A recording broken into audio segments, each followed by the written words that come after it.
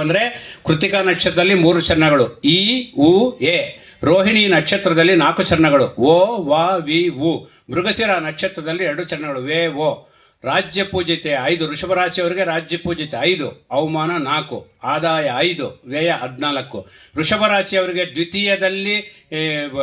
ದ್ವಿತೀಯದಲ್ಲಿ ಗುರು ಸಂಚಾರ, ತೃತೀಯದಲ್ಲಿ ಗುರು ಸಂಚಾರ, ಚತುರ್ಥದಲ್ಲಿ ಕೇತು ಸಂಚಾರ, ದಶಮ ಭಾಗ್ಯದಲ್ಲಿ ರಾಹು ಸಂಚಾರ, ಲಾಭದಲ್ಲಿ ಶನಿ ಸಂಚಾರ ಪ್ರಧಾನ ಫಲಗಳು ನೀಡುತ್ತವೆ.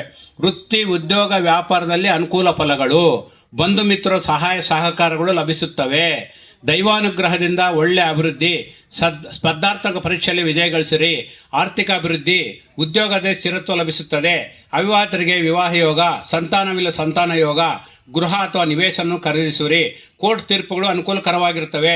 ತೀರ್ಥಯಾತ್ರೆಗಳನ್ನು ಮಾಡುತ್ತೀರಿ. ಆರೋಗ್ಯ ವಿಷಯದಲ್ಲಿ ಜಾಗ್ರತೆಯಿಂದ ಇರಬೇಕು. ಶನಿ ಲಾಭದಲ್ಲಿ ಸಂಚರಿಸುವುದರಿಂದ ಆರೋಗ್ಯ, ಉತ್ಸಾಹ, ಉಲ್ಲಾಸ, ಸಂಘದಲ್ಲಿ ಗೌರವ ಪ್ರತಿಷ್ಠೆ ಹೆಚ್ಚುತ್ತದೆ. ದೂರ ಪ್ರಯಾಣಗಳನ್ನು ಮಾಡುತ್ತೀರಿ.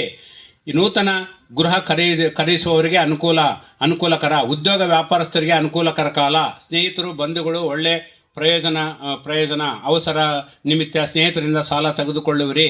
ವಿದ್ಯೆಗಾಗಿ ವಿದೇಶಕ್ಕೆ ಮಾಡುವ ಪ್ರಯತ್ನಗಳು ಫಲಿಸುತ್ತವೆ. ಉದ್ಯೋಗದಲ್ಲಿ ಒಳ್ಳೆಯ ಸ್ಥಿರತ್ವ ಲಭಿಸುತ್ತದೆ. ಶುಭ ಕಾರ್ಯಗಳು ವಿಷಯಗಳು ಅನುಕೂಲಕರವಾಗಿರ್ತವೆ. ಅಣ್ಣ ತಮ್ಮಂದಿರೊಂದಿಗೆ ಅನುಕೂಲಕರವಾದ ಹೊಂದಾಣಿಕೆ. ಮಾತನಾಡುವಾಗ ಆಲೋಚಿಸಿ ಮಾತನಾಡಬೇಕು. ಯಾರೊಂದಿಗೆ ದ್ವೇಷ ಕಟ್ಟಿಕೊಳ್ಳಬಾರದು. ಹೂವು ಹಣ್ಣಿನ ವ್ಯಾಪಾರ ಲಾಭದಾಯಕ. ಚಿಕ್ಕ ಸ್ಥಳವನ್ನು ಖರೀದಿ ಮಾಡುವಿರಿ. ನಿಮಗೆ ಬರಬೇಕಾದ ಪೆಂಡಿಂಗ್ ಬಿಲ್ಸ್ ಬರುತ್ತವೆ. ಕೋರ್ಟ್ ತೀರ್ಪುಗಳು ನಿಮಗೆ ಅನುಕೂಲಕರವಾಗಿರ್ತವೆ. ಹತ್ತಿರ ದೂರ ಪ್ರಯಾಣಗಳು ಮಾಡಿ ಅನುಕೂಲ ಫಲಗಳನ್ನು ಪಡೆಯುವಿರಿ. ಆರೋಗ್ಯ ವಿಷಯದಲ್ಲಿ ಜಾಗೃತಿಯಿಂದ ಇರಬೇಕು. ಆರ್ಥಿಕ ಪುರೋಗತಿಗೆ ಹೊಸ ಪ್ರಯತ್ನಗಳು ಮಾಡುವಿರಿ.